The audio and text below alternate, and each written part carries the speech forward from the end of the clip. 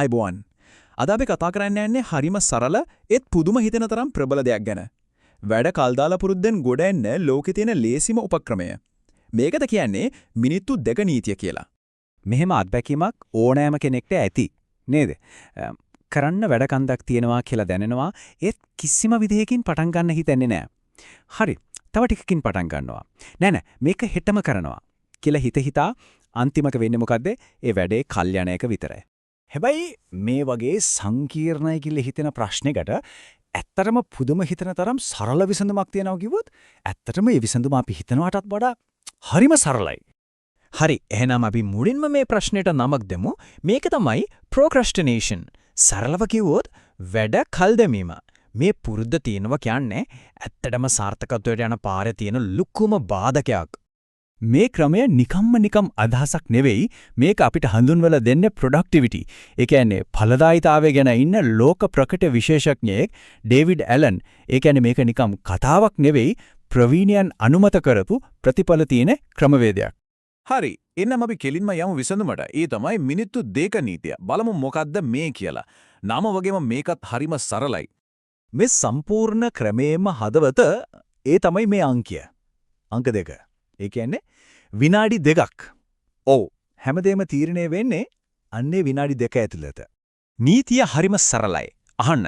යම්කිසි වැඩක් ඉවර කරන්න යන්නේ විනාඩි 2කටත් වඩා අඩු කාලයක් නම් ඒක පස්සට දාන්න එපා. ඒ මොහොතම කරලා දාන්න. දැන් බලන්න මෙතන වෙල මානසික වෙනස. මේක පස්සේ කරමු කියලා හිතන එක වෙනුවට නෑ මම මේක දැම්ම කරනවා කියලා තැනට එනවා. ඒක තමයි වෙනස. මේ නීතියේ තියෙන නියමම දෙය තමයි මේක අපේ එදිනෙදා ජීවිතේට කොච්චර ලේසියෙන් ගලප ගන්න පුළුවන්ද කියන එක.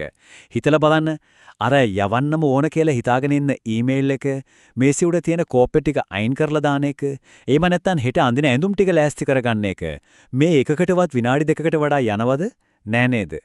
හැබැයි අපි මේ වගේ පුංචි දේවල් නොකර ඉන්නකොට මොකද ඇත්තටම වෙන්නේ? මේ පොඩි වැඩ ටිකෙන් ටික එකතු වෙලා හරියට ලොකු කන්දක් පොගේ අපේ ඔළුව උඩට ඇවිත් මාරම මානසික පීඩනයක් ඇති කරනවා.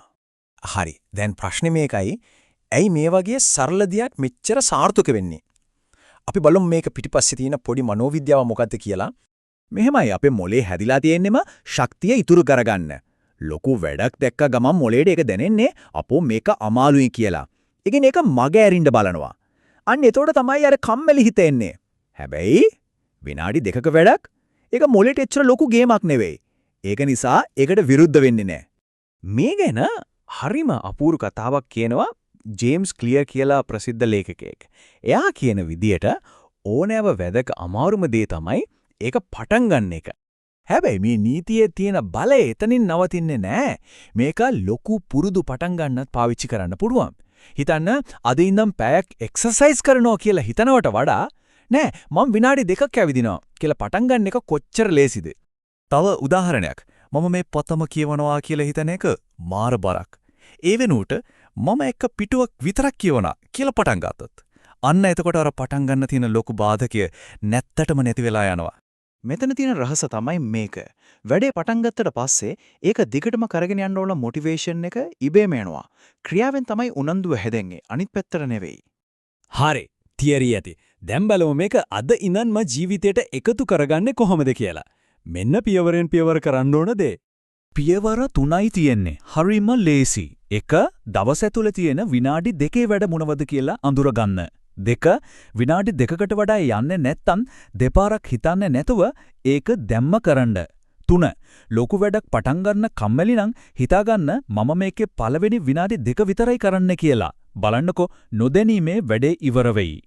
හොඳයි. අවසාන වශයෙන් අපි බලමු මේ සරල නීතිය පිටිපස්ස තියෙන ලොකුම අදහස ගැන. ඒ තමයි පුංචි ජයග්‍රහණවල තියෙන පුදුම බලය.